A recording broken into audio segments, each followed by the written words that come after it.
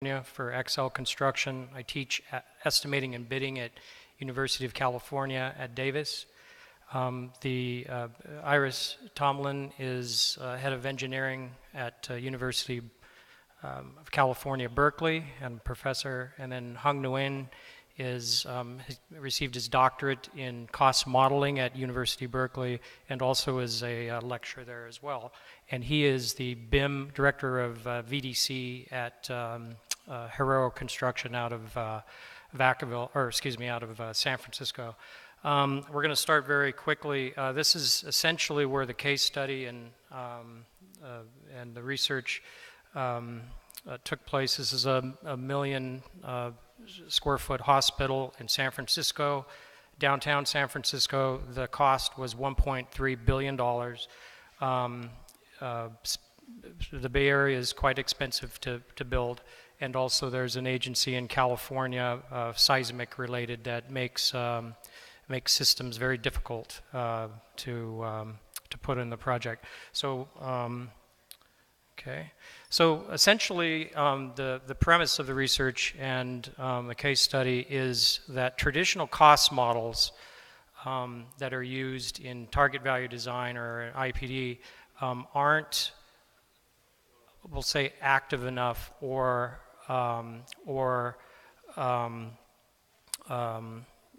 they don't bring forward the accurate pricing information that one needs to make informed decisions. They're not sufficient for the agileness of design, typically in complex projects and in complex situations. So there's three. But we're introducing the project-based cost modeling, which is a framework that was based on the research, and there's three components, which is collecting the process data, mapping the data, and then providing feedback during design, which is pretty basic, and we'll get into the details much more. Really, I'm only going to focus on two main things of the inertia of the discussion today. But this is just kind of a fun slide here. This is design state, and as you move through the continuum of design, you start with just capacity, then you get into the bigger data until you get into the more detailed stuff. And same thing, estimating has the same type of parameters that they use. And typically, so my background is estimating, and I was the senior estimator actually on this project with Hung Nguyen, who was in charge of VDC. And one of the things that we face is when we come in with the original budget and we're informing cost, we start with very little information. We have to make sure that that information and cost is correct. And so this process, let me go back to that slide. This process actually is going to move a more active estimating process much forward into the timeline than traditional delivery systems. So what are the methodologies that we're using that we used in this research and also the case study to address the limitations of a historical cost data? First of all is that the historical cost database contains limited process information. Historical cost data typically are aggregate of information over many different projects. It includes inefficiencies in production. It includes uniques in projects. And it could be a lethargic database or data points that you're pulling that you're using to make informed decisions. But they may not be informed because of the information coming out of the cost database. Certainly in TVD delivery, it's imperative that the that the information that you're pulling out of the model, whether it be cost, time, is relevant, real, and exactly fitting the situation that you need for an informed decision. Otherwise, the team is making wrong decisions on the wrong data, and therefore could be building in unknown inefficiencies in the design and cost. So one of the things that I want to present to you, and the paper does as well, is that the philosophy of active versus passive. So in estimating, there's passive estimating and there's active estimating, which is information does not become, or is not supposed to be inert. It continually evolves through the process.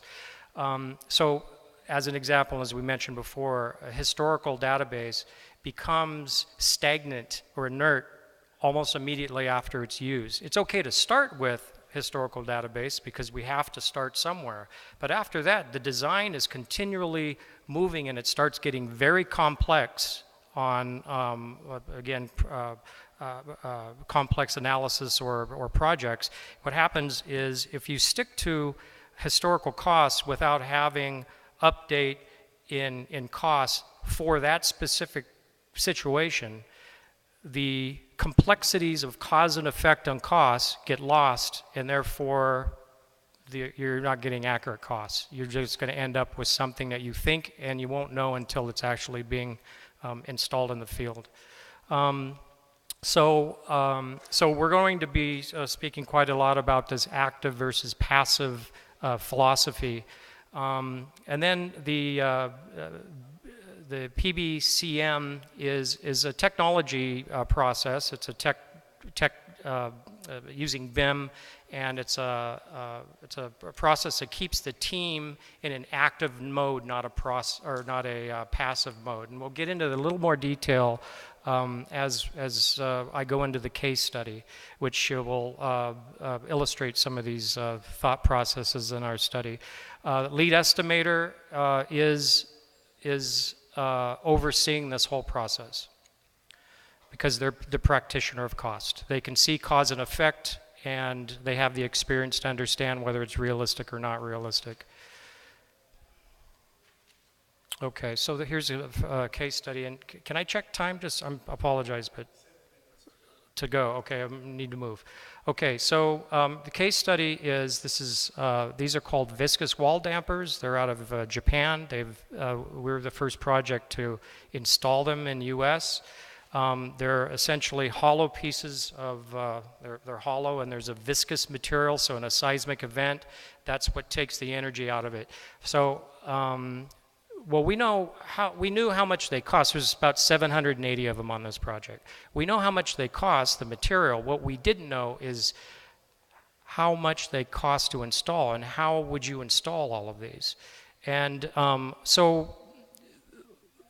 only 30% usually to 50%, well, usually 30% of a unit cost is material. The rest is production labor, things of that nature. So this was a good illustration. And so these are viscous wall dampers. There's a girder that goes here and here, and they have to be pulled up. So that means 700 trucks, 700 picks, you know, on and on. No one in the U.S., none of the steel erectors knew how to install this.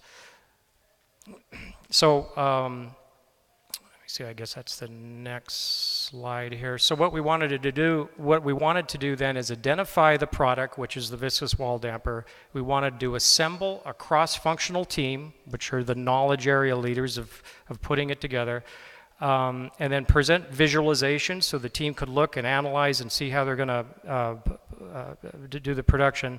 Then we would want to map that process, which I'll show you that in the last slide. We want to capture the process, and then we want to feed the process cost data for the team to make informed decisions.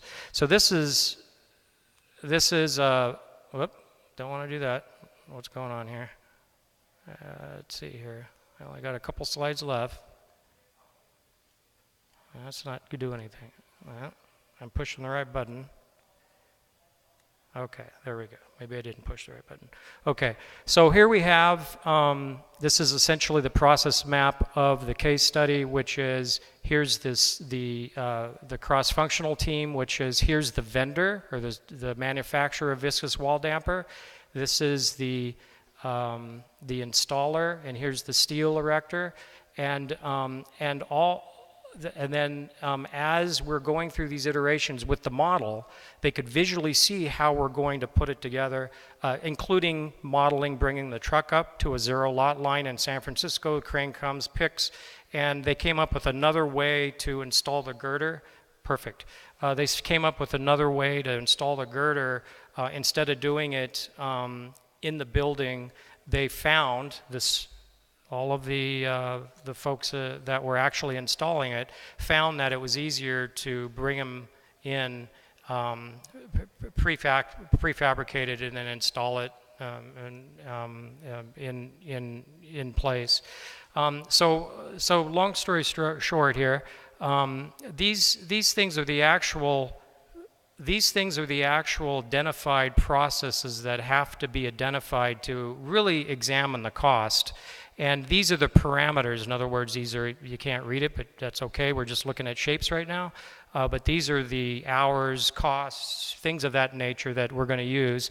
Then we take this and we bring it down into, we call it a cross-functional calc sheet, which takes all of this data and gets it ready to move into the actual model itself. Estimators do not estimate the way a modeler models. We have estimators look at something called cost drivers in models. So, for instance, if you have a curtain wall, we don't care how many screws are in a curtain wall. We care about very specific things, and that's the language of estimating, to capture the cause and effect of understanding the costs throughout systems. So that's that cross-functional, and it moves into the actual cost drivers within the model. Then the model can be run in a scenario, and then that's where we do the analysis on how much it costs. The reason we needed to know this is because we wanted to shave pounds per square foot off the building, and it was a substantial cost. And until we really figured it out, we didn't know if we were really shaving pounds off the building, but adding millions of dollars. So we had to take it through this scenario accordingly. So I would like to this is in the A3. So just very quickly, it's capturing the data.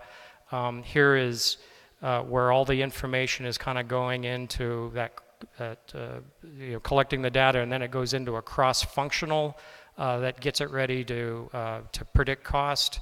And then the other thing is that this now is part of an active cost model that has very careful parameters of how it was put together. So again, this process obviously doesn't need to be done at every juncture of decision, but very complex things that money matters and we want to inform the team. Good. Is quite important. Again, it keeps the team engaged in actual cost from the beginning to the end. Parameters and the actual scenarios of uniqueness will constantly change. And again, reiterating that sometimes those are absolutely lost when we do cost analysis from the beginning to the end.